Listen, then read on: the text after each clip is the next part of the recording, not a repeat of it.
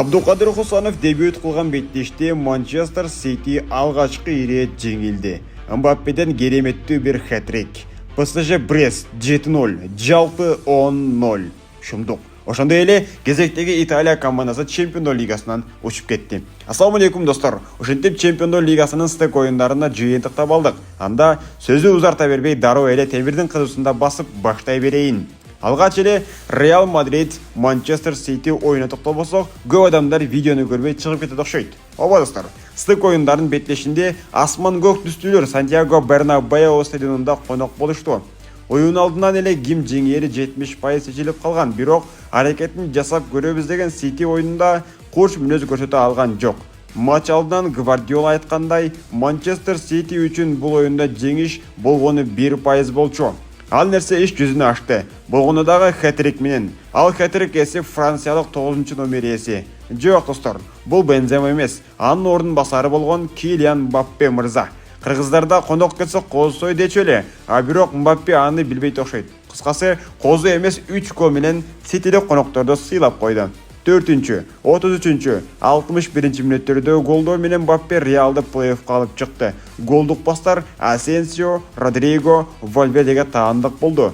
Бирок бул жылы чынында эле плей-оффка чыгууга Манчестер Сити алсыздык кылып калмак. Андыктан Реалдуу түрдө эле Мадриттик каймак түстүүлөр кийинки этапта. Ал эми бул оюнда кошунабыз Абдукадыр Хусанов алгачкы ирет Чемпиондор лигасында дебюттук оюнду Реалга каршы алып барганы оюнга көрүп кошту. Ошого карабай Хусанов Винисиусту бир канча ирет топсуз калтырды. Андан соң Вини позиция алмаштырып оң капталга өтүп чабуулдарга бел байлады. Кыскасы, Хусанов үчүн жакшы дебюттук, бирок Сити менен алгачкы жеңилишти тартып алды. Реалдын мыкты оюн менен Мбаппенин кайтуусу кезектеги плей-оффко жолдомо алууга себепчи болду.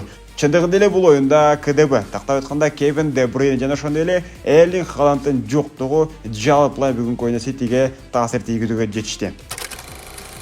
Кезектеги оюндарда италиялыктар тынчып калыптыр деп атадым. Анткени Италия Серия А лигасынан чыккан командалар Чемпиондор лигасынан удама-уда утулуп, бул чемпионаттан таштап үйүбүз менен эле жакшы экен деп кайтышууда. Кечээ Аталанта Брюгге утулса, Милан Фейнордко камбек натыйжасында жеңилди. Ал эми Ювентус ПСВга жалпы 4-3 эсеби менен утулуп, Туринге ыйлап кетти. Акыркы үмүт Италия намысы Интерге калды. Кандай ойлойсуздар? Интер намыска жарай алабы достор?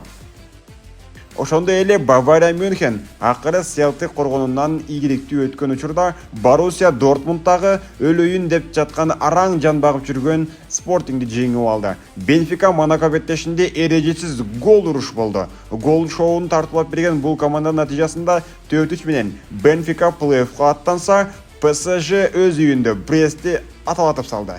Жалпы эсеп 10-0 ПСЖ пайдасында. Эми жалпы плей-оффка чыккан командалар тизмегин айта кетсек. Алгач эле дарлашол Ливерпуль, Барселона, Арсенал, Интер, Атлетико Мадрид, Байер Леверкюзен, Лиль, Астон Вилла, Брюгге, Дортмундтук Боруссия, Реал Мадрид, Бавария Мюнхен, Фейнорд, ПСВ, ПСЖ жана Бенфика командалары. Буюрса, плей-оффко чыгуулак эртең, тагыраагы 21 февраль күнү болуп өтөт. Анда кимдер кайсы командаларга каршы түшө тургандыгын аныктап алабыз. Аңгыча сиздер менен кошушам достор. Ийгиликтер болсун.